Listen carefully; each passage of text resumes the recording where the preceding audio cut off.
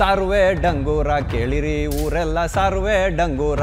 ನನ್ನ ಹತ್ರ ಅಣುಬಾಂಬ್ ಇದೆ, ಅದನ್ನ ಹಾಕಿದ್ರೆ ಚುನಾವಣಾ ಆಯೋಗನೇ ಸ್ಫೋಟ ಆಗ್ಬಿಡುತ್ತೆ. ಯಾಕೆಂದರೆ ರಾಹುಲ್ ಗಾಂಧಿ ಇವತ್ತಿಂದ ಹೇಳ್ಕೊಂಡು ತಿರ್ಗಾಡ್ತಾ ಇಲ್ಲ.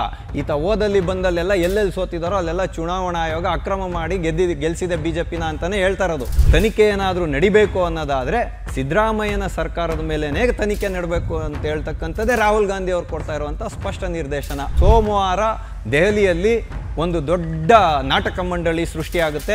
ಅಲ್ಲಿ ಪ್ರತಿಭಟನೆಯನ್ನು ಮಾಡೋದ್ರ ಮೂಲಕ ತಮ್ಮ ಒಗಳಂಬಟ್ರನ್ನೆಲ್ಲ ಜೊತೆಯಲ್ಲಿ ಹಾಕ್ಕೊಂಡು ಎಲ್ಲ ಇಂಡಿ ಮೈತ್ರಿಕೂಟದ ವಿರೋಧ ಪಕ್ಷದವ್ರನ್ನ, ಮಿತ್ರ ಪಕ್ಷದವ್ರನ್ನೆಲ್ಲ ಜೊತೆಯಲ್ಲಿ ಸೇರಿಸ್ಕೊಂಡ್ಬಿಟ್ಟು ಇವರು ಹೋಗಿ ಚುನಾವಣಾ ಆಯೋಗಕ್ಕೆ ಒಂದು ಮನವಿಯನ್ನು ಕೊಡ್ತಾರಂತೆ. ಟಿವಿ ವಿಕ್ರಮದ ಸಮಸ್ತ ವೀಕ್ಷಕರಿಗೆ ಆಟೋವಾಲಾ ಕಾರ್ಯಕ್ರಮಕ್ಕೆ ಆತ್ಮೀಯವಾದ ಸ್ವಾಗತ. ನಾನು ನಿಮ್ಮ ಜಯಂತ್ ಪಾಂಡೆ. ಸ್ನೇಹಿತರೆ, ಆಟೋವಾಲಾ ಕಾರ್ಯಕ್ರಮಕ್ಕೆ ನಾವಿಂದು ಆಯ್ದುಕೊಂಡಂತಹ ವಿಷಯ ಉತ್ತರನ ಪೌರುಷ ವಲಯ ಮುಂದೆ. ಕಾಂಗ್ರೆಸ್ ಪಾರ್ಟಿಯ ಪೌರುಷವೇನಿದ್ದರೂ ಬರೀ ಮೈಕ್ನ ಮುಂದೆ. ಹೌದು ಸ್ನೇಹಿತರೆ, ನಾನಿವತ್ತು ಒಂದು ತುಂಬ ಕುತೂಹಲಕಾರಿಯಾದ ವಿಷಯವನ್ನು ನಿಮ್ಮೆಲ್ಲರೊಂದಿಗೆ ಚರ್ಚೆ ಮಾಡೋನಿದ್ದೀನಿ. ಸ್ನೇಹಿತರೆ, ಇದು ವಿಷಯ ಎಲ್ಲರಿಗೂ ಗೊತ್ತಿರೋದೆ. ಆದರೆ ದೇಶದ ಒಬ್ಬ ಜವಾಬ್ದಾರಿಯುತವಾದ ನಾಗರಿಕರಾಗಿ ನಮ್ಮ ಮುಂದೆ ನಾವಿವತ್ತು ಪ್ರಶ್ನೆಯನ್ನು ಇಟ್ಟುಕೊಳ್ಳುವಂತಹ ಕಾಲ ಸನ್ನಿಹಿತ ಆಗೋಯಿತು. ಹಾಗಾಗಿ ನಮ್ಮೆಲ್ಲರ ನಾಗರಿಕ ಜವಾಬ್ದಾರಿಯನ್ನು ಅರಿತುಕೊಂಡು ನಾವು ಈ ವಿಷಯವನ್ನು ಗಂಭೀರವಾಗಿ ತೆಗೆದುಕೊಳ್ಳೋದ್ರ ಮುಖಾಂತರ ದೇಶದ ಸ್ವಾಯತ್ತ ಸಂಸ್ಥೆಗಳು ಮತ್ತು ದೇಶ ಪ್ರತಿಯೊಬ್ಬ ನಾಗರಿಕನಿಗೂ ಕೊಟ್ಟಿರುವಂಥ ಸಾಂವಿಧಾನಿಕ ಹಕ್ಕನ್ನು ಕಸಿಯಲು ಹೊರಟಿರುವಂಥ ಈ ಕಾಂಗ್ರೆಸ್ ಪಾರ್ಟಿ ಮತ್ತು ಅದರ ಮಿತ್ರಕೂಟವನ್ನು ಧೂಳಿಪಟ ಮಾಡ್ದಿರ ಯಾವುದೇ ಒಂದು ಅವಕಾಶ ನಮ್ಮಂಥ ದೇಶದ ನಾಗರಿಕರ ಮುಂದೆ ಉಳಿದಿಲ್ಲ ಅನ್ನುವಂಥ ಪ್ರಶ್ನೆಯನ್ನು ನಿಮ್ಮೆಲ್ಲರ ಮುಂದೆ ಇಡೋದ್ರ ಮುಖಾಂತರ ಇಂದಿನ ಸಂಚಿಕೆಯನ್ನು ನಾನು ಪ್ರಾರಂಭ ಮಾಡ್ತಾ ಇದ್ದೀನಿ. ಸ್ನೇಹಿತರೆ, ನಮ್ಮ ಹಳ್ಳಿ ಕಡೆಗೆ ಒಂದು ಗಾದೆ ಮಾತಿದೆ, ಸಾರುವೆ ಡಂಗೂರ ಕೇಳಿರಿ ಊರೆಲ್ಲ ಸಾರುವೆ ಡಂಗೂರ ಅಂತ. ಅಂದರೆ ಹಿಂದಿನ ಕಾಲದಲ್ಲಿ ಈ ಸಾಮಾಜಿಕ ಜಾಲತಾಣವಾಗಲಿ ಅಥವಾ ಬೇರೆ ಯಾವುದೇ ಸಂವಹನ ಪ್ರಕ್ರಿಯೆಗಳಿಲ್ಲದೆ ಇದ್ದಾಗ ಹಳ್ಳಿಗೂ ಏನು ಮಾಡ್ತಾಯಿದ್ರು, ರಾಜ ಮಹಾರಾಜರ ಕಾಲದಲ್ಲಿರ್ಬೋದು, ಗ್ರಾಮ ಪಂಚಾಯಿತಿಗಳಲ್ಲಿರ್ಬೋದು, ಡಂಗೂರ ಸಾರ್ ಅವ್ರನ್ನ ಕಳಿಸ್ತಾಯಿದ್ರು. ಅವರು ಏನು ವಿಷಯನ ಜನರಿಗೆ ತಲುಪಿಸ್ಬೇಕೋ ಆ ವಿಷಯನ ತಲುಪಿಸ್ತಾಯಿದ್ರು. ಹಾಗಾಗಿ ಇವತ್ತು ಕಳೆದ 11 ವರ್ಷದಿಂದ ಅಧಿಕಾರದ ಲಾಲಸೆಗೋಸ್ಕರ ಹಪಹಪಿಸುತ್ತಾ ಇರುವಂಥ ಕಾಂಗ್ರೆಸ್ ಪಾರ್ಟಿ ಇವತ್ತು ಮಾಡ್ತಾ ಇರುವಂತಹ ಒಂದೇ ಒಂದು ಕೆಲಸ ಯಾವುದಾದ್ರೂ ಇದ್ದರೆ ಅದು ಕೇವಲ ಅಪಪ್ರಚಾರ. ಅಂದರೆ ಕೈಲಾಗ್ದೋನು ಮೈಕ್ ಪರ್ಚ್ಕೊಂಡ ಅಂತ ಹೇಳ್ತಾರಲ್ಲ, ಆ ರೀತಿಯಾಗಿ ಇವತ್ತು ಕಾಂಗ್ರೆಸ್ ಪಾರ್ಟಿಯ ನಡವಳಿ ಭಾರತೀಯ ನಾಗರಿಕರ ಮುಂದೆ ಜಾಗೀರಾಗೋಗಿದೆ, ಜಾಗೀರಾಗೋಗಿದೆ. ಹಾಗಾಗಿ ಇವರಿವತ್ತು ಸುಳ್ಳು ಸುದ್ದಿಗಳನ್ನು, ತಪ್ಪು ಮಾಹಿತಿಗಳನ್ನು ಕೊಡೋರ ಮೇಲೆ ನಾವು ಕ್ರಮವನ್ನು ಕೈಗೊಳ್ತೀವಿ ಅಂತ ಹೇಳ್ತಾರಲ್ಲ, ಆ ರೀತಿಯಾದ ಸುಳ್ಳು ಸುದ್ದಿಗಳನ್ನು ಹಬ್ಬಿಸೋದೇ ಕಾಂಗ್ರೆಸ್ ಪಾರ್ಟಿ ಅವರ ಒಂದು ಮೂಲ ಉದ್ದೇಶ ಇರತಕ್ಕಂಥದ್ದು ಇಲ್ಲಿ ಸುಸ್ಪಷ್ಟವಾಗಿ ನಮ್ಮೆಲ್ಲರ ಮುಂದೆ ವ್ಯಕ್ತ ಆಗ್ತಾ ಇದೆ. ನೋಡಿ, ಇವತ್ತು ದೇಶದಲ್ಲಿ ಅಧಿಕಾರವನ್ನು ಹಿಡಿಬೇಕು ಅಂತ ಹಲವಾರು ರಾಜಕೀಯ ಪಕ್ಷಗಳಿಗೆ ಅವ್ರಿಗೆ ಆದಂಥ ಹಕ್ಕನ್ನು ಚುನಾವಣಾ ಆಯೋಗ ಕೊಟ್ಟಿದೆ, ಕೇಂದ್ರೀಯ ಚುನಾವಣಾ ಆಯೋಗ. ಹಾಗಾಗಿ ಇವರು ಏನು ಬೇಕಾದರೂ ಹೆಂಗೆ ಬೇಕಾದರೂ ಮಾತಾಡಲಿಕ್ಕೆ ಬರೋದಿಲ್ಲ. ಹಾಗಾಗಿ ಇವತ್ತು ರಾಹುಲ್ ಗಾಂಧಿ ಅವರು ಹಲವಾರು ವಿಚಾರಗಳನ್ನು ಎತ್ತಿದ್ರು. ನನ್ನ ಹತ್ರ ಅಣುಬಾಂಬ್ ಇದೆ, ಅದನ್ನು ಹಾಕಿದ್ರೆ ಚುನಾವಣಾ ಆಯೋಗನೇ ಸ್ಫೋಟ ಆಗ್ಬಿಡುತ್ತೆ, ಪ್ರಜಾತಂತ್ರ ವ್ಯವಸ್ಥೆಯನ್ನು BJP ಜೊತೆಯಲ್ಲಿ ಸೇರಿಕೊಂಡು ಬುಡಮೇಲು ಮಾಡಿಕೊಟ್ಟಿರುವಂಥ ಚುನಾವಣಾ ಆಯೋಗದ ಅಧಿಕಾರಿಗಳೇ ಒಂದಲ್ಲ ಒಂದಿನ ನಾವು ನಿಮ್ಮನ್ನೆಲ್ಲ ನೋಡ್ಕೊಳ್ತೀವಿ ಅನ್ನೋಂಥ ಧಮಕಿಯನ್ನು ಹಾಕಿದ್ರಲ್ಲ, ಇದ್ರ ಬಗ್ಗೆ ನಾವು ಮಾತಾಡೋಣ. ನೋಡಿ, ಇದು ಎಲ್ಲರಿಗೂ ಇವತ್ತು ಗೊತ್ತಾಗಿರುವಂಥ ವಿಷಯನೇ. ಆದರೆ ಕೆಲವು ಸೂಕ್ಷ್ಮ ಸಂಗತಿಗಳನ್ನು ನಾವಿಲ್ಲಿ ಅರಿಬೇಕಾಗಿದೆ. ಇವತ್ತು ಮತಗಳ್ಳತನ ಆಗೋಯಿತು, ಚುನಾವಣಾದಲ್ಲಿ ಅಕ್ರಮವಾಯಿತು, ಮತ್ತು ಕೇಂದ್ರ ಚುನಾವಣಾ ಆಯೋಗ, ರಾಜ್ಯ ಚುನಾವಣಾ ಆಯೋಗಗಳು BJPಯ ಜೊತೆಯಲ್ಲಿ ಸೇರಿಕೊಂಡು ಮತವನ್ನು ಕಳ್ಳತನ ಮಾಡ್ತಾರೆ ಅಂತ ಹೇಳುವಂಥ ವಿಚಾರಗಳನ್ನು ಇವತ್ತು ಮುಂದೆ ಇಟ್ಟು ಮಹದೇವಪುರ ಕ್ಷೇತ್ರ ಮತ್ತು ಬೆಂಗಳೂರು ಕೇಂದ್ರ ಲೋಕಸಭಾ ಕ್ಷೇತ್ರದ ಒಂದು ಅಧ್ಯಯನವನ್ನು ನಾವು ಮಾಡಿದ್ದೀವಿ. ಇದರಲ್ಲಿ 1 ಲಕ್ಷ ಚಿಲ್ಲರೆ, ಅಂದರೆ 1,250,000 ಮತಗಳು ಕಳ್ಳತನ ಆಗಿದ್ದಾವೆ ಅಂತ ಹೇಳುವಂಥ ಆರೋಪವನ್ನು ಇವತ್ತು ರಾಹುಲ್ ಗಾಂಧಿ ಅವರು ಮಾಡ್ತಾ ಇರತಕ್ಕಂಥದ್ದು. ಆದರೆ ಇದರಲ್ಲಿ ಇವರು ಎತ್ತಿರುವಂಥ ಗಂಭೀರವಾದ ಪ್ರಶ್ನೆಗಳಿಗೆ ಉತ್ತರವನ್ನು ಕೊಡಬೇಕಾಗಿರುವಂಥದ್ದು ನನ್ನಂಥ ಸಾಮಾನ್ಯ ನಾಗರಿಕನ ಜವಾಬ್ದಾರಿಯೂ ಕೂಡ ಹೌದು. ನೋಡಿ, ಮೊಟ್ಟ ಮೊದಲನೆಯದಾಗಿ ನಾವು ಬರೋಣ. ಮತಗಳ್ಳತನ ಮಾಡಿದೆ ಚುನಾವಣಾ ಆಯೋಗ, ಮಾಡಿಸುವ ಮುಖಾಂತರ BJPಯನ್ನು ಗೆಲ್ಲಿಸಿದೆ ಅಂತ ಹೇಳುವಂಥ ವಿಷಯವನ್ನಿಟ್ಟಿದ್ದಾರೆ. ಆದರೆ ನಮ್ಮ ಕಾಂಗ್ರೆಸ್ ಪಾರ್ಟಿ ಇವತ್ತು ಹೇಳ್ತಾ ಇರೋದೇನಂತಂದರೆ ಕೇವಲ 25 ಸೀಟ್ಗಳ ಅಂತರದಲ್ಲಿ ನರೇಂದ್ರ ಮೋದಿ ಅವರು ಪ್ರಧಾನಮಂತ್ರಿ ಆಗೋಗ್ಬಿಟ್ರು ಅಂತೇಳುವಂಥ ಬಹು ಮುಖ್ಯವಾದ ಪ್ರಶ್ನೆಯನ್ನು ಎತ್ತಿದ್ದಾರೆ. ಇದನ್ನು ಬೀದಿ ಬೀದಿಯಲ್ಲಿ ಓದಲ್ಲಿ ಬಂದಲ್ಲಿ ಸಂವಿಧಾನದ ಪುಸ್ತಕವನ್ನು ಕೈಲಿಡ್ಕೊಂಡು ನಾನು ಇದ್ರ ಮೇಲೆ ಪ್ರಮಾಣ ಮಾಡಿದ್ದೀನಿ ಅಂತ ಹೇಳ್ಕೊಂಡು ತಿರುಗಾಡ್ತಾ ಇದ್ದಾರೆ. ಖಂಡಿತವಾಗ್ಲೂ ನೋಡಿ, ಇಲ್ಲಿ ಒಂದು ಸೂಕ್ಷ್ಮ ವಿಷಯ ಅಡಗಿದೆ. ಚುನಾವಣೆಯಲ್ಲಿ ಅಕ್ರಮವನ್ನು ನಡೆಸಿ, ಚುನಾವಣೆಯಲ್ಲಿ ಮತಗಳ್ಳತನವನ್ನೇ ಮಾಡಿ, ಕಡಿಮೆ ಅಂತರದಲ್ಲಿ ನಾವು ಗೆದ್ದಿರುವಂಥ ಗೆಲ್ಲೇಬೇಕು ಅಂತ ಏನಾದರೂ BJP ಪಕ್ಷ ಚುನಾವಣಾ ಆಯೋಗದೊಂದಿಗೆ ಒಂದು ಕೈವಾಡವನ್ನು ನಡೆಸಿದ್ದಿದ್ರೆ ಬಹುಮತಕ್ಕೆ ಬೇಕಾಗಿರ್ತಕ್ಕಂಥದ್ದು 274 ಸ್ಥಾನಗಳು. ಹಾಗಾಗಿ ಇವತ್ತು BJPಗೆ ಬಹುಮತ ಬರಲೇ ಇಲ್ಲ. ಮಿತ್ರ ಪಕ್ಷಗಳ ಜೊತೆಯಲ್ಲಿ ಸೇರಿಕೊಂಡು NDA ಮೈತ್ರಿಕೂಟ ಕೇಂದ್ರ ಸರ್ಕಾರದಲ್ಲಿ ಅಧಿಕಾರವನ್ನು ನಡೆಸ್ತಾ ಇರತಕ್ಕಂಥದ್ದು.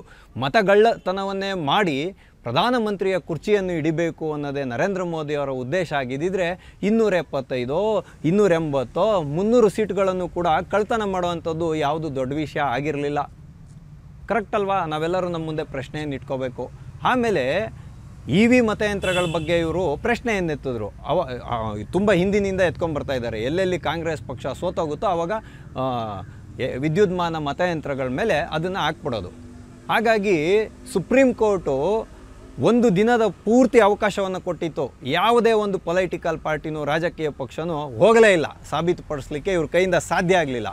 ಆವಾಗ ಇವ್ರ ಕಣ್ಣಿಗೆ ಬಿದ್ದಿದ್ದು ಮತದಾರರ ಪಟ್ಟಿ.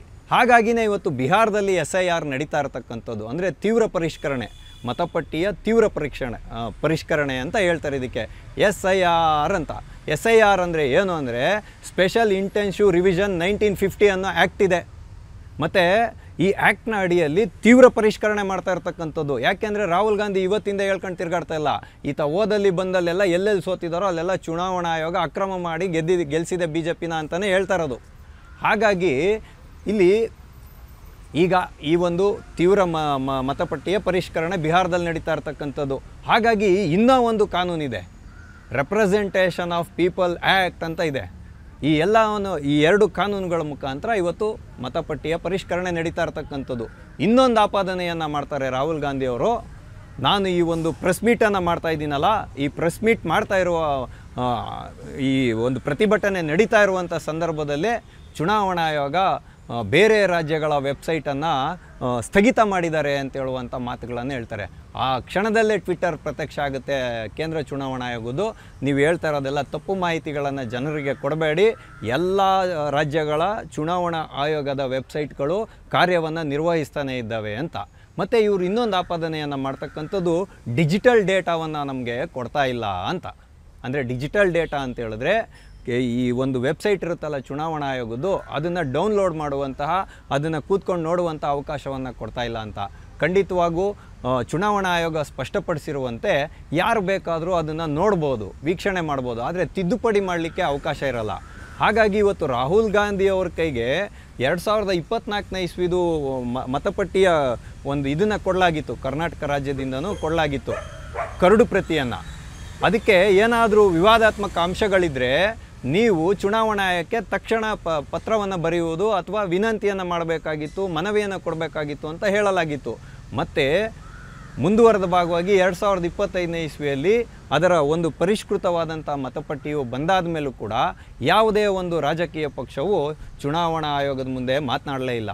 ಇವತ್ತು ಕೇಂದ್ರ ಸರ್ಕಾರದ ಆಡಳಿತಾರೂಢ BJP ಸರ್ಕಾರ ಇವತ್ತು ಮತಪಟ್ಟಿಯಲ್ಲಿ ಅನಧಿಕೃತ ಮತದಾರರನ್ನು ಸೇರಿಸ್ತಾ ಇದೆ ಅಂತ ಪ್ರಶ್ನೆಯನ್ನು ಎತ್ತಿದ್ದೀರಾ. ಖಂಡಿತವಾಗ್ಲೂ. ಆದರೆ ಲೋಕಸಭಾ ಚುನಾವಣೆ ನಡೆಯುವಾಗಲೂ ಅಧಿಕಾರದಲ್ಲಿದ್ದಿದ್ದು ನಿಮ್ಮದೇ ಪಕ್ಷ ಅಲ್ವಾ, ಇಲ್ಲಿನ ಅಧಿಕಾರಿಗಳಲ್ವಾ ಕೆಲಸ ಮಾಡಿದ್ದು. ತನಿಖೆ ಏನಾದರೂ ನಡಿಬೇಕು ಅನ್ನೋದಾದರೆ ಸಿದ್ದರಾಮಯ್ಯನ ಸರ್ಕಾರದ ಮೇಲೇ ತನಿಖೆ ನಡಬೇಕು ಅಂತ ಹೇಳ್ತಕ್ಕಂಥದ್ದೇ ರಾಹುಲ್ ಗಾಂಧಿ ಅವ್ರು ಕೊಡ್ತಾ ಇರುವಂಥ ಸ್ಪಷ್ಟ ನಿರ್ದೇಶನ.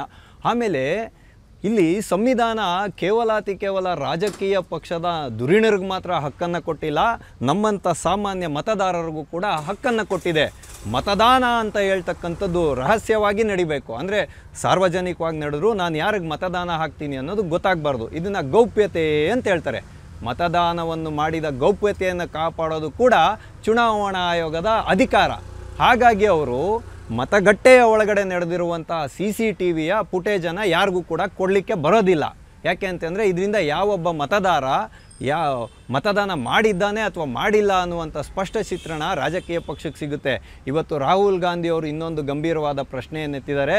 ಚುನಾವಣಾ ಆಯೋಗ 45 ದಿನಗಳಾಗೋಗಿದ್ದ ತಕ್ಷಣ ಯಾಕೆ CCTVಯ ಫುಟೇಜ್ಗಳನ್ನು ಅಳಿಸಿ ಹಾಕುತ್ತೆ, ಅದನ್ನು ಹಾರ್ಡ್ ಡ್ರೈವಲ್ಲಿ ಅಂದರೆ ಹಾರ್ಡ್ ಡಿಸ್ಕ್ನಲ್ಲಿ ನೂರಾರು ವರ್ಷ ಸಂರಕ್ಷಣೆ ಮಾಡಿಡ್ಬೋದು ಅಂತ. ನೋಡಿರಿ ರಾಹುಲ್ ಗಾಂಧಿ ಅವರೇ, ಈ ಮೂಲಕ ಸಾಮಾನ್ಯ ನಾಗರಿಕನಾಗಿ ನಿಮ್ಗೊಂದು ಪ್ರಶ್ನೆಯನ್ನು ಕೇಳ್ತೀನಿ. ನೀವು ಹೇಳ್ದಂಗೆಲ್ಲ ಅಧಿಕಾರವನ್ನು ನಡೆಸಲಿಕ್ಕೆ ಆಗೋದಿಲ್ಲ. ಚುನಾವಣಾ ಆಯೋಗಕ್ಕೆ ತನ್ನದೇ ಆದಂಥ ಅಧಿಕಾರಗಳಿದೆ. 45 ದಿನದವರೆಗೂ ಕಾಂಗ್ರೆಸ್ ಪಾರ್ಟಿ ಏನಾದರೂ ನಿದ್ದೆ ಮಾಡ್ತಾ ಇರುತ್ತಾ? ನಿಮ್ಗೇನಾದರೂ ಆಕ್ಷೇಪಣೆಗಳನ್ನು ಸಲ್ಲಿಸಬೇಕು ಅನ್ನಂಗಿದ್ರೆ 45 ದಿನದೊಳಗಡೆ ಸಲ್ಲಿಸಿ ಕೋರ್ಟಿಗೆ ಹೋಗಬೇಕಾಗಿತ್ತು. ಅದು ಒಂದು ಭಾಗ ಇರಲಿ. ಇವತ್ತು ಮಾಡ್ತಾ ಇರೋ ಇನ್ನೂ ಒಂದು ಕೆಲಸ ಏನು ಅಂತಂದರೆ, ಇವ್ರು ಬರೀ ಚಿನ್ನದ ಸ್ಪೂನ್ಗಳನ್ನು ಬಾಯಿಲಿಟ್ಕೊಂಡು ಹುಟ್ಟಿರೋ ಅಂಥವ್ರು. ಇವ್ರಿಗೆ ಬಡವರ ಕಷ್ಟ ಕಾರ್ಪಣ್ಯಗಳು ಏನು ಗೊತ್ತಾಗುತ್ತೆ? ಒಂದೇ ವಿಳಾಸದಲ್ಲಿ ಅಷ್ಟು ಜನ ಇದ್ದಾರೆ, ಇಷ್ಟು ಜನ ಇದ್ದಾರೆ ಅಂತ. ಅದಕ್ಕೆ SIR ಮಾಡ್ತಾ ಇರೋದು. ಇವರ ಉದ್ದೇಶ ಏನಂದರೆ, ಯಾರ್ಯಾರು ಸತ್ತೋಗಿದ್ದಾರೆ, ಮರಣ ಹೊಂದಿದ್ದಾರೆ, ಅವ್ರ ಹೆಸರನ್ನ ತೆಗಿಬಾರ್ದು, ಅಕ್ರಮ ವಲಸಿಗರ ಹೆಸರುಗಳನ್ನು ತೆಗಿಬಾರ್ದು, ವಲಸೆ ಹೋಗಿರೋವಂಥವ್ರ ಹೆಸರುಗಳನ್ನ ತೆಗಿಬಾರ್ದು, 2-3 ಕಡೆ ಇರೋರ ಹೆಸರುಗಳನ್ನ ತೆಗಿಬಾರ್ದು ಅಂತ ಎಲ್ಲ ಕಡೆ ಜಗಳ ಮಾಡ್ಕೊಂಬಂದ್ರಲ್ಲ, ಹಾದಿರಂಪ ಬೀದಿರಂಪ ಮಾಡ್ರಲ್ಲ. ಇವತ್ತು ಅದೇ ಕೆಲಸವನ್ನು ಮಾಡೋಕ್ಕೆ ಹೋದರೆ ಅಕ್ರಮ ಆಗಿದೆ ಅಂತ ಹೇಳ್ತೀರಾ. ಏನು ರೀ ನಿಮ್ಮ ಉದ್ದೇಶ?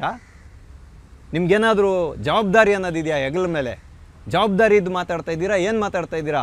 ನೋಡಿ, ಹೇಳಿ ಕೇಳಿ ಟೀ ಶರ್ಟ್ ಹಾಕ್ಕೊಂಡು ಹೋಗಬಾರ್ದು ಸಂಸತ್ ಭವನದಲ್ಲಿ ಅನ್ನುವಂಥ ಒಂದು ಸಾಮಾನ್ಯ ನಿಯಮ ಗೊತ್ತಿಲ್ಲದೆ ಇರುವಂಥ ಈ ವಿರೋಧ ಪಕ್ಷದ ನಾಯಕ ಇವತ್ತು ದೇಶದ ಕೇಂದ್ರೀಯ ಚುನಾವಣಾ ಆಯೋಗದ ಮೇಲೆ ಬೊಟ್ಟು ಮಾಡಿ ತೋರಿಸಿದ್ದಾರೆ. ಅದಕ್ಕೆ ನೋಡ್ಕೊಳೋ ಅಂಥ ಒಂದು ಶಾಖನ್ನು ಕೇಂದ್ರೀಯ ಚುನಾವಣಾ ಆಯೋಗ ಕೊಟ್ಟಿರತಕ್ಕಂಥದ್ದು. ಅಂದರೆ ತೊಗೊಂಡಿದ್ದೀನಿ ನಾನು ಹೇಳಿದ್ದೆಲ್ಲನೂ ಅಧಿಕೃತ ಆಗುತ್ತೆ ಅಂತ ಯಾರೂ ಸಾಬೀತುಪಡಿಸ್ಲಿಕ್ಕೆ ಸಾಧ್ಯ ಇಲ್ಲ. ಪ್ರತಿಯೊಂದು ಕೆಲಸಕ್ಕೂ ಅಷ್ಟೇ. ಒಂದು ಭೂಮಿಯಲ್ಲಿ ಉಳುಮೆ ಮಾಡಿದಾಗ ಒಂದು ಬೀಜವನ್ನು ಯಾವ ರೀತಿ ಬಿತ್ತನೆ ಮಾಡಿದ್ರೆ ಬೆಳೆ ಬರುತ್ತೆ ಅಂತ ಹೇಳ್ತಕ್ಕಂಥದ್ದೇ ನಿಯಮ. ಹಾಗಾಗಿ ನೀವು ಇಂದಿರಾ ಗಾಂಧಿ ಕುಟುಂಬದವರೇ ಇರ್ಬೋದು, ನೆಹರು ಕುಟುಂಬದವರೇ ಇರ್ಬೋದು, ಈ ದೇಶದ ಸಂಸದನೇ ಇರ್ಬೋದು, ವಿರೋಧ ಪಕ್ಷದ ನಾಯಕನೇ ಇರ್ಬೋದು, ಆದರೆ ಚುನಾವಣಾ ಆಯೋಗದ ಮುಂದೆ ತಲೆ ಬಗ್ಗಿ ಮಾತಾಡಬೇಕಾಗಿರೋದೇ ನಿಮಗಿರೋಂಥ ಹಕ್ಕು. ಪ್ರಶ್ನೆಯನ್ನು ಕೇಳಿ. ಆದರೆ ಪ್ರಶ್ನೆಯನ್ನು ಕೇಳಲಿಕ್ಕೂ ವಿವಾದಗಳ ಬಗ್ಗೆ ಕೆದಕಲಿಕ್ಕೂ ಬಹಳ ವ್ಯತ್ಯಾಸ ಇರುತ್ತೆ. ಹಾಗಾಗಿ ಇವತ್ತು ಚುನಾವಣಾ ಆಯೋಗ ಬಹಿರಂಗವಾಗಿಯೇ ಒಂದು ಅಪ್ಲಿಕೇಶನನ್ನು, ಅಂದರೆ ಒಂದು ಅಫಿಡವಿಟ್ನ ಅಪ್ಲಿಕೇಶನನ್ನು ರಾಹುಲ್ ಗಾಂಧಿಯವರ ಮುಂದೆ ಇಟ್ಟಿರೋದು. ರಾಹುಲ್ ಗಾಂಧಿಯವರು ನೋಡಿ, ಅದಕ್ಕೆ ನಾನು ಹೇಳಿದ್ದು ಉತ್ತರನ ಪೌರುಷ ಒಲೆ ಮುಂದೆ, ರಾಹುಲ್ ಗಾಂಧಿ ಅಥವಾ ಕಾಂಗ್ರೆಸ್ ಪಾರ್ಟಿಯ ಪೌರುಷ ಏನಿದ್ರು ಮೈಕ್ನ ಮುಂದೆ ಅಂತ. ಕೈಲಾಗ್ದವರು ಅಂದರೆ ಸೋಲನ್ನು ಒಪ್ಕೊಳ್ಳೋಕ್ಕಾಗದವರು ಮಾಡುವಂತಹ ಕಟ್ಟ ಕಡೆಯ ಪ್ರಯತ್ನ ಏನು ಅಂದರೆ ಅಪಪ್ರಚಾರ. ಅದು ಇವಾಗ ಸ್ಪಷ್ಟ ಆಗ್ತಾ ಇದೆ. ಹಾಗಾಗಿ ಇವರಿವತ್ತು ಎಲ್ಲ ಸ್ವಾಯತ್ತ ಸಂಸ್ಥೆಗಳು, ಅಂದರೆ ಸ್ವತಂತ್ರವಾಗಿ ಕಾರ್ಯವನ್ನು ನಿರ್ವಹಿಸ್ತಕ್ಕಂತಹ CBI ಇರ್ಬೋದು, ED ಇರ್ಬೋದು, IT ಡಿಪಾರ್ಟ್ಮೆಂಟ್ ಇರ್ಬೋದು, ಚುನಾವಣಾ ಆಯೋಗ ಇರ್ಬೋದು, ಇಂಥ ಸ್ವಾಯತ್ತ ಸಂಸ್ಥೆಗಳ ಮೇಲೆ ಕೆಸರನ್ನು ಎರಚುವಂತಹ ಪ್ರಯತ್ನವನ್ನು ಮಾಡ್ತಾ ಇರ್ತಕ್ಕಂಥದ್ದು. ಸ್ನೇಹಿತರೆ, ಹಂಗಾಗಿ ಇವತ್ತು ರಾಹುಲ್ ಗಾಂಧಿ ತಾನು ಕೊಟ್ಟ ಹೇಳಿಕೆಯನ್ನೇ ಅಧಿಕೃತವಾಗಿ ಸ್ವೀಕಾರ ಮಾಡಬೇಕು ಚುನಾವಣಾ ಆಯೋಗ ಅಂತ ಹೇಳ್ತಾರೆ ಅನ್ನೋದಾದರೆ, 5 ವರ್ಷಗಳ ಕಾಲ ಅಧಿಕಾರವನ್ನು ನಡೆಸಲಿಕ್ಕೆ ಅದೇ ಚುನಾವಣಾ ಆಯೋಗ ನಿಮಗೆ ಅಧಿಕಾರವನ್ನು ಕೊಟ್ಟಿರೋದು. ನೀವು ಅವ್ರಿಗಿನ್ನ ಕೆಳಮಟ್ಟದಲ್ಲೇ ಇರ್ತೀರಾ, ಅಂದರೆ ಅವ್ರಿಗಿನ್ನ ಕೆಳಗಿನ ಹಂತದ ಅಧಿಕಾರ ನಿಮಗಿರ್ತಕ್ಕಂಥದ್ದು. ಆದರೆ ನಿಮ್ಮಂಥ ನಾಯಕರಿಗೆ ಅಧಿಕಾರ ನಡೆಸುವಂಥ ಹಕ್ಕನ್ನು ಕೊಟ್ಟಿರುವಂಥದ್ದು ಸ್ವಾಯತ್ತ ಸಂಸ್ಥೆಯಾದಂತಹ ಚುನಾವಣಾ ಆಯೋಗ. ಆ ಅಧಿಕಾರವನ್ನು ಚುನಾವಣಾ ಆಯೋಗಕ್ಕೆ ಕೊಟ್ಟವರು ನಮ್ಮ ಬಾಬಾ ಸಾಹೇಬ್ ಅಂಬೇಡ್ಕರ್ ಅವರು. ನಿಮ್ಮಂಥ ಕುತಂತ್ರಿಗಳು, ನಿಮ್ಮಂಥ ಅಪಪ್ರಚಾರಕರು ಮುಂದೊಂದು ದಿನ ಉಟ್ಕೊಳ್ತೀರಾ ಅಂತಲೇ ಅವರು ಎಲ್ಲವನ್ನು ಸ್ಪಷ್ಟವಾಗಿ ಮಾಡಿಟ್ಟು ಹೋಗಿರ್ತಕ್ಕಂಥದ್ದು. ಹಾಗಾಗಿ ನಿಮ್ಗೆ ಇವಾಗ ಕೊಟ್ಟಿದ್ದಾರಲ್ಲ ಲೆಟರು, ಅದಕ್ಕೊಂದು ಸೈನ್ ಹಾಕಿ ಕೊಡಿ. ನೀವತ್ತು ಏನು ಮಾಡಿದ್ದೀರಾ? DCM DK ಶಿವಕುಮಾರ್ ಅವರನ್ನು ನೀವು ಚುನಾವಣಾ ಆಯೋಗಕ್ಕೆ ಕಳಿಸಿ, ರಾಜ್ಯ ಚುನಾವಣಾ ಆಯೋಗಕ್ಕೆ ನಾವು ವಿನಂತಿಯನ್ನು ಮಾಡ್ತೀವಿ ಅಂತ ಹೇಳುವಂಥ ಒಂದು ಇದನ್ನು ಕೊಟ್ಟಿದ್ದೀರಾ. ಅಕ್ರಮ ನಡೆದಿದೆ, ಮತಗಳ್ಳತನ ನಡೆದಿದೆ, ಇದನ್ನು ಸಾಬೀತುಪಡಿಸಿ ಅಂತ. ಬಡವ್ರ ಕಷ್ಟ ನಿಮ್ಗೆ ಗೊತ್ತೇನ್ರಿ? 11 ತಿಂಗಳಿಗೆ ಮನೆ ಖಾಲಿ ಮಾಡಿಸ್ತಾರೆ. ಅವನು ಅದೇ ಒಂದು ಬೂತ್ನ ಲೆವೆಲಲ್ಲಿ 5 ವರ್ಷ ಇದ್ದ ಅಂತ ಇಟ್ಕೊಳ್ಳಿ, ಒಬ್ಬ ಬಾಡಿಗೆದಾರ 5 ಮನೇನ ಖಾಲಿ ಮಾಡಿರ್ತಾನೆ. ಹಾಗಾಗಿನೇ ಚುನಾವಣಾ ಆಯೋಗ ಚುನಾವಣೆ ನಡೆಸೋವಾಗ ಮತಪಟ್ಟಿಯನ್ನು ಪರಿಷ್ಕರಣೆ ಮಾಡತಕ್ಕಂಥದ್ದು ತೀರ್ಮಾನ ಅಗತ್ಯವಾಗಿದೆ. ಅವನೇನಾದರೂ ಆ ವಿಧಾನಸಭಾ ಕ್ಷೇತ್ರವನ್ನು, ಆ ಲೋಕಸಭಾ ಕ್ಷೇತ್ರವನ್ನು ಬಿಟ್ಟು ಹೊರಗಡೆ ಹೋದಾಗ ಬೇಕಾದರೆ ಅದನ್ನು ಪ್ರಶ್ನೆ ಮಾಡ್ಬೋದು. ಆದರೆ ಇವತ್ತು ನೀವೇನೇನು ಡೇಟಾವನ್ನು ಕಲೆಕ್ಟ್ ಮಾಡಿ ಯಾರ್ಯಾರ ಹೆಸರುಗಳನ್ನು ಬಹಿರಂಗಪಡಿಸಿದ್ದೀರಾ ಅದೆಲ್ಲವೂ ಸುಳ್ಳು ಅಂತ ಸಾಬೀತಾಗೋಯ್ತು. ಹಾಗಾಗಿ ನಾವು ನೋಡಬೇಕಾಗಿರುವಂಥ ಇನ್ನೊಂದು ಕುತೂಹಲಕಾರಿಯಾದಂಥ ಅಂಶ ಏನಿದೆ ಅಂತ ಹೇಳಿದ್ರೆ, ಬಿಹಾರದಲ್ಲಿ ಮಾಡಬಾರ್ದು ಅಂತ ಹೇಳಿದ್ರು, ವಿರೋಧವನ್ನು ವ್ಯಕ್ತ ಮಾಡಿದ್ರು, ಕರ್ನಾಟಕದಲ್ಲಿ ಮಾಡಿ ಅಂತ ಹೇಳ್ತಾ ಇದ್ದಾರೆ. ಇದು ದ್ವಂದ್ವದ ಒಂದು ಮನಸ್ಥಿತಿ. ಮತ್ತು ಈಗ ಎಲ್ಲ ಅಂಶಗಳು ಏನಿದೆ ಇದರಲ್ಲಿ ಅಡಕವಾಗಿರೋದು, ಇದನ್ನು ಸೋಮವಾರ ದೆಹಲಿಯಲ್ಲಿ ಒಂದು ದೊಡ್ಡ ನಾಟಕ ಮಂಡಳಿ ಸೃಷ್ಟಿಯಾಗುತ್ತೆ. ಅಲ್ಲಿ ಪ್ರತಿಭಟನೆಯನ್ನು ಮಾಡೋದ್ರ ಮೂಲಕ ತಮ್ಮ ಒಗಳಂಬಟ್ರನ್ನೆಲ್ಲ ಜೊತೆಯಲ್ಲಿ ಹಾಕ್ಕೊಂಡು ಎಲ್ಲ ಇಂಡಿ ಮೈತ್ರಿಕೂಟದ ವಿರೋಧ ಪಕ್ಷದವ್ರನ್ನ, ಮಿತ್ರ ಪಕ್ಷದವ್ರನ್ನೆಲ್ಲ ಜೊತೆಯಲ್ಲಿ ಸೇರಿಸ್ಕೊಂಡ್ಬಿಟ್ಟು ಇವರು ಹೋಗಿ ಚುನಾವಣಾ ಆಯೋಗಕ್ಕೆ ಒಂದು ಮನವಿಯನ್ನು ಕೊಡ್ತಾರಂತೆ.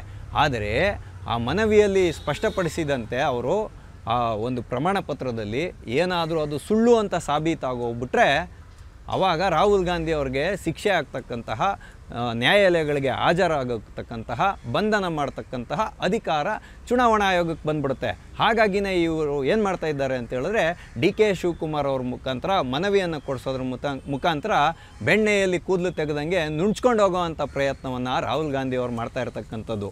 ಒಂದು ಸಿಗ್ನೇಚರ್ ಹಾಕಿದ ತಕ್ಷಣ ಅಧಿಕೃತ ಆಗುತ್ತೆ, ಆದರೆ ನೀವು ಮೈಕ್ ಮುಂದೆ ಮಾತಾಡಿದ್ರೆ ಅದು ಅಧಿಕೃತ ಆಗಲ್ಲ.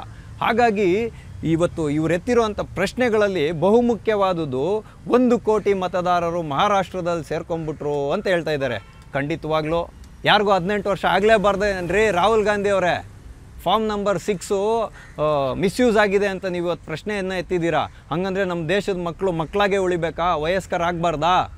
ಮತದಾನ ಮಾಡುವ ಹಕ್ಕನ್ನು ಹೊಂದ್ಕೋಬಾರ್ದಾ? ನಿಮ್ಮದೇ ಕಾಂಗ್ರೆಸ್ ಪಕ್ಷ ಅಧಿಕಾರದಲ್ಲಿದ್ದಾಗ ಮಹಾರಾಷ್ಟ್ರದ ಡೇಟಾವನ್ನು ತೆಗೆದು ನೋಡ್ರಿ. ಆವಾಗ್ಲೂ 13%, 20%, 16%, 8% ಪ್ರತಿ ವರ್ಷ ಜಾಸ್ತಿಯಾಗಿದೆ. ಈಗ ನಾವು ಒಂದು ಉದಾಹರಣೆಗೆ ಬರೋಣ. ಮತಗಳ್ಳತನ ನಡೀತಾ ಇದೆ, ಆ್ಯಂಟಿ ಎನ್ಕಂಬ್ರೆನ್ಸಿ ಅಂತ ಹೇಳ್ತಾರೆ. ಅಂದರೆ ಆಡಳಿತ ವಿರೋಧಿ ಅಲೆ ಯಾಕೆ ನರೇಂದ್ರ ಮೋದಿಗೆ ಸೃಷ್ಟಿಯಾಗಿಲ್ಲ ಅನ್ನೋವಂಥ ಪ್ರಶ್ನೆಯನ್ನು ಎತ್ತಾ ಇದ್ದೀರಾ. ನರೇಂದ್ರ ಮೋದಿಯವ್ರಿಗೆ ಯಾಕೆ ಆಡಳಿತ ವಿರೋಧಿ ಅಲೆ ಎದುರಾಗಿಲ್ಲ ಅಂತ ಹೇಳಿದ್ರೆ, ನನ್ನಂಥ ಸಾಮಾನ್ಯ ಮನುಷ್ಯ ಏನು ಮಾಡ್ತಾನೆ ಅಂದರೆ, ಇವಾಗ ಟ್ರಂಪ್ ಅವರು ತೆರಿಗೆಯನ್ನು ಹಾಕ್ತಾ ಇದ್ದಾರಲ್ಲ, ಆ ತೆರಿಗೆಯಿಂದ ನನಗೆ ವೈಯಕ್ತಿಕ ನಿಂದನೆಗಳು ಬಂದರೂ ಪರವಾಗಿಲ್ಲ, ನಾನು ಅದನ್ನು ಸಹಿಸ್ಕೊಳ್ಳಿಕ್ಕೆ ತಯಾರಿದ್ದೀನಿ. ಆದರೆ ನಮ್ಮ ದೇಶದ ಕೃಷಿಕರಿಗಾಗಲಿ, ಹೈನುಗಾರಿಕೆ ಮಾಡೋವಂಥ ಹೈನು ಉದ್ಯಮಿಗಳಿಗಾಗಲಿ, ಅಥವಾ ಸಣ್ಣ ಮತ್ತು ಅತಿ ಸಣ್ಣ ಕೈಗಾರಿಕೆಗಳನ್ನು ನಡೆಸಿ ಸ್ವಯಂ ಉದ್ಯೋಗವನ್ನು ಕಟ್ಕೊಂಡಿರೋವಂಥವ್ರಿಗಾಗಲಿ ಯಾವುದೂ ತೊಂದರೆ ಆಗಬಾರ್ದು ಅಂತ ನಾನು ಅಮೇರಿಕಾವನ್ನು ವಿರೋಧ ಪಡಿಸ್ತೀನಿ ಅಂತ ಹೇಳಿದಾರಲ್ಲ, ಇದು ಕಣ್ರಿ ವಿದೇಶಾಂಗ ನೀತಿ. ಇದು ಈ ದೇಶದ ಜನರಿಗೆ ಬೇಕಾಗಿರ್ತಕ್ಕಂಥದ್ದು. ಹಾಗಾಗಿ ನರೇಂದ್ರ ಮೋದಿಯವರ ವಿರುದ್ಧ ಆಡಳಿತ ವಿರೋಧಿ ಅಲೆ ಬಂದಿಲ್ಲ ಅನ್ನೋದನ್ನು ನೀವು ಕನಸಿನಲ್ಲೂ ನೆನಪಿಟ್ಕೊಬೇಕು. ಹಾಗಾಗಿ ನಾವು ನೋಡೋಣ, ಈಗ ಪಶ್ಚಿಮ ಬಂಗಾಳದಲ್ಲಿ ದೇಶದಲ್ಲಿ ಸ್ವತಂತ್ರ ಬಂದಾಗಿಂದ ದೀರ್ಘಕಾಲ ಈ ದೇಶವನ್ನು ಆಡಳಿತ ನಡೆಸಿದ್ದು ಕಾಂಗ್ರೆಸ್ ಪಾರ್ಟಿನೇ. ಅವಾಗೆಲ್ಲ ಮತಗಳ್ಳತನ ಆಗಿತ್ತೇನ್ರಿ ರಾಹುಲ್ ಗಾಂಧಿ ಅವರೇ? ಈ ಪ್ರಶ್ನೆ ಕೇಳೋವಂಥ ಹಕ್ಕು ನನಗೂ ಇದೆ. ಯಾಕೆಂದರೆ ನೀವು CCTV ಫುಟೇಜ್ ಕೇಳಿದ್ದೀರಾ. ನಾಳೆ ದಿನ CCTV ಫುಟೇಜ್ ಕೇಳಿದ್ರೆ ನನ್ನ ಮತದಾನದ ಗೌಪ್ಯತೆಯ ಹಕ್ಕು ಕೂಡ ಬಹಿರಂಗ ಆಗುತ್ತೆ. ಒಂದು ಮತಗಟ್ಟೆಯ CCTV ಫುಟೇಜನ್ನು ಚೆಕ್ ಮಾಡೋಕ್ಕೆ 1.5 ದಿನ ಬೇಕು ಅಂತ ಚುನಾವಣಾ ಆಯೋಗ ಹೇಳ್ತಾ ಇದೆ. 1 ದಿನ ಆಗುತ್ತೆ. ದೇಶದಲ್ಲಿರುವಂಥ ಮತಗಟ್ಟೆಗಳ ಚಿತ್ರಣ ಎಷ್ಟು, ಅದನ್ನೆಲ್ಲ ಮಾಡೋದಕ್ಕೆ ಎಷ್ಟು ದಿನ ಬೇಕು, ಅದಕ್ಕೆಲ್ಲ ಅಂತ ತಗಲುವಂಥ ವೆಚ್ಚವನ್ನು ನೀವೇನಾದರೂ ಭರಿಸ್ತೀರಾ ನೀವು? ಹಾಗಾಗಿ ನಾವು ನೋಡೋಣ, 60 ವರ್ಷಗಳ ಕಾಲ ಈ ದೇಶವನ್ನು ಆಳಿದಂಥ ಕಾಂಗ್ರೆಸ್ ಪಾರ್ಟಿ ಇದೇ ರೀತಿಯಾದ ಮತಗಳ್ಳತನವನ್ನು ಮಾಡಿತ್ತಾ ಅನ್ನುವಂಥ ಪ್ರಶ್ನೆಯನ್ನು ಪ್ರತಿಯೊಬ್ಬ ಭಾರತೀಯ ಇಟ್ಕೊಬೇಕು. ಈಗ ಪಶ್ಚಿಮ ಬಂಗಾಳದಲ್ಲಿ ಮಮತಾ ದೀದಿಯವರು ಅಧಿಕಾರ ನಡೆಸ್ತಾ ಇದ್ದಾರೆ 10-15 ವರ್ಷದಿಂದ. ಅವರು ಮತಗಳ್ಳತನ ಮಾಡಿದ್ದಾರಾ? ನವೀನ್ ಪಟ್ನಾಯಕ್ ಅವರಿದ್ರಲ್ಲ ಒಡಿಸ್ಸಾದಲ್ಲಿ, ಅವರೇನಾದರೂ ಮತಗಳ್ಳತನ ಮಾಡಿದ್ರಾ? ಸುದೀರ್ಘ ಕಾಲ ಅವ್ರ ಕೈಯಲ್ಲೇ ಆಡಳಿತವನ್ನು ಇಟ್ಕೊಂಡಿದ್ರು. ಹಾಗಾಗಿ ಎಲ್ಲ ರಾಜಕೀಯ ಪಕ್ಷಗಳು, SP ಇರ್ಬೋದು, ಆಮ್ ಆದ್ಮಿ ಪಾರ್ಟಿ 2 ಸತಿ ಗೆದ್ದಿತ್ತು ಡೆಲ್ಲಿಯಲ್ಲಿ, ಅಲ್ಲೇನಾದರೂ ಮತಗಳ್ಳತನ ಆಗಿತ್ತಾ ಅನ್ನುವಂಥ ಪ್ರಶ್ನೆಯನ್ನು ಇಟ್ಕೊಬೇಕು. ಇವತ್ತು ಅಲ್ಪ ಮತಗಳಲ್ಲಿ ಯಾವ್ದು ಗೆದ್ದಿದೆಯೋ ಅಲ್ಲಿ ಮತಗಳ್ಳತನ ಆಗಿದೆ ಅಂತ. ಹಾಗಾದರೆ ರಾಹುಲ್ ಗಾಂಧಿ ಅವರು ಈ ದೇಶದ ಜನರ ಮುಂದೆ ಸ್ಪಷ್ಟಪಡಿಸಲಿ. ನನ್ನ clear cut question in front of mister Rahul Gandhi. Mr. Rahul Gandhi, you have a guts to speak in front of the people in the open platform. ಏನಂತ ಹೇಳಿದ್ರೆ, ಯಾವುದೇ ಒಬ್ಬ ಅನಧಿಕೃತ ಅಕ್ರಮ ವಲಸಿಗ ಈ ದೇಶದಲ್ಲಿರಲಿಕ್ಕೆ ಹಕ್ಕನ್ನು ಹೊಂದಿದ್ದಾನೆ ಅನ್ನುವಂಥ ಒಂದು ಸ್ಪಷ್ಟತೆಯನ್ನು ನೀವು ದೇಶದ ಜನರ ಮುಂದೆ ಇಡಿ. ಅಕ್ರಮ ವಲಸಿಗರ ಹೆಸರುಗಳು ಮತಪಟ್ಟಿಯಲ್ಲಿ ಇರಬಹುದು ಅನ್ನುವಂಥ ಹಕ್ಕನ್ನು ನಾನು ಕೊಡ್ತೀನಿ ಅಂತ ಹೇಳುವಂಥ ಹೆಸರುಗಳನ್ನು ಇಡಿ. NRC ಮಾಡಲಿಕ್ಕೆ ನಾನು ಒಂದು ಮುಕ್ತ ಅವಕಾಶವನ್ನು ಕೇಂದ್ರ ಸರ್ಕಾರಕ್ಕೆ ಕೊಡ್ತೀನಿ ಅಂತ ಹೇಳಿ. ಆವಾಗ ನೀವು ಹೇಳಿರುವಂತಹ ಮತಗಳ್ಳತನದ ಪ್ರಶ್ನೆ ನಿಂತೋಗುತ್ತೆ.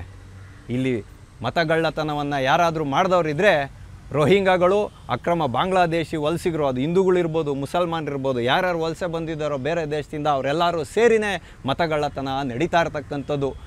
ಯಾವಾಗ ಚುನಾವಣೆ ಆಗುತ್ತೋ ಅವ್ರಿಗೆ ಖರ್ಚು ವೆಚ್ಚಗಳನ್ನು ಕೊಟ್ಟು ಯಾರ್ಯಾರು ಇವತ್ತು ನಕಲಿ ಆಧಾರ್ ಕಾರ್ಡ್ಗಳನ್ನು, ನಕಲಿ ವೋಟ್ ID ಗಳನ್ನು ಕೊಟ್ಟು ನಕಲಿ ರೇಷನ್ ಕಾರ್ಡ್ಗಳನ್ನು ಕೊಟ್ಟಿದ್ದೀರೋ ಅವರೇ ನಿಜವಾಗ್ಲೂ ಈ ದೇಶದ ಚುನಾವಣಾ ವ್ಯವಸ್ಥೆಯನ್ನು ಅತಂತ್ರ ಮಾಡಿ ಬುಡಮೇಲು ಮಾಡೋದಕ್ಕೆ ಕಾರಣೀಭೂತರಾಗಿರ್ತಕ್ಕಂಥದ್ದು. ದೇಶದಲ್ಲಿ ಒಂದು ಸಶಕ್ತವಾದಂಥ ಒಂದು ಬಹುಮತದ ಸರ್ಕಾರ ಬಂದು ಅಧಿಕಾರವನ್ನು ನಡೆಸಲಿಕ್ಕಾಗದೇ ಇರೋಂಗೆ ಮಾಡ್ತಾ ಇರೋದು ಅಂತ ನಾನು ಈ ಮೂಲಕ ಘಂಟಾಘೋಷವಾಗಿ ಹೇಳೋವಂಥ ಒಂದು ಪ್ರಯತ್ನವನ್ನು ಸಾಮಾನ್ಯ ನಾಗರಿಕ ಮಾಡ್ಬೋದು ಅಂತ ಹೇಳ್ತೀನಿ. ಖಂಡಿತವಾಗಲೂ ಸ್ನೇಹಿತರೆ, ಕೆಟ್ಟ ವಿಚಾರಗಳನ್ನು ಕಾಮಿಟ್ ಮಾಡೋರಿಗೆ, ಇಂತಹ ಒಂದು ಅಪಪ್ರಚಾರವನ್ನು ಸಮರ್ಥನೆ ಮಾಡೋರಿಗೆ ಇದೆಲ್ಲ ಅರ್ಥವಾಗದೇ ಇರೋವಂಥ ವಿಷಯ. ಹಾಗಾಗಿ ದೇಶ ಸಮರ್ಥವಾಗಿ ಮುನ್ನಡಿಬೇಕು ಅಂತ ಹೇಳಿದ್ರೆ ಇಲ್ಲಿರುವಂಥ ವ್ಯವಸ್ಥೆಗಳನ್ನು ನಂಬಬೇಕಾಗಿರತಕ್ಕಂಥದ್ದು ಕೂಡ ಸಾಮಾನ್ಯ ನಾಗರಿಕರ ಜವಾಬ್ದಾರಿ ಅಂತ ಹೇಳೋದನ್ನು ನಾವೆಲ್ಲರೂ ಅರ್ಥಕೊಬೇಕಾಗಿರುವಂಥ ಸುಸಂದರ್ಭ ಇವತ್ತು ಒದಗಿ ಬಂದಿದೆ. ಹಾಗಾಗಿನೇ ಉತ್ತರನ ಪೌರುಷವನ್ನು ನೀವೇನಿದ್ರು ಮೈಕ್ ಮುಂದೆ ತೋರಿಸೋದ್ರ ಬದಲು ಕಾಂಗ್ರೆಸ್ ಪಕ್ಷ ಏನಿದ್ರು ಹೋಗಿ ನ್ಯಾಯಾಲಯಗಳ ಮುಖಾಂತರ, ನಿಯಮಗಳ ಮುಖಾಂತರ ತಮ್ಮ ಪ್ರಶ್ನೆಯನ್ನು ಚುನಾವಣಾ ಆಯೋಗದ ಮುಂದೆ ಇಡಬೇಕು ಅಥವಾ ಕೋರ್ಟಿಗೆ ಹೋಗಬೇಕು ಅಂತ ಈ ಮೂಲಕ ವಿನಂತಿಯನ್ನು ಮಾಡ್ತೀನಿ.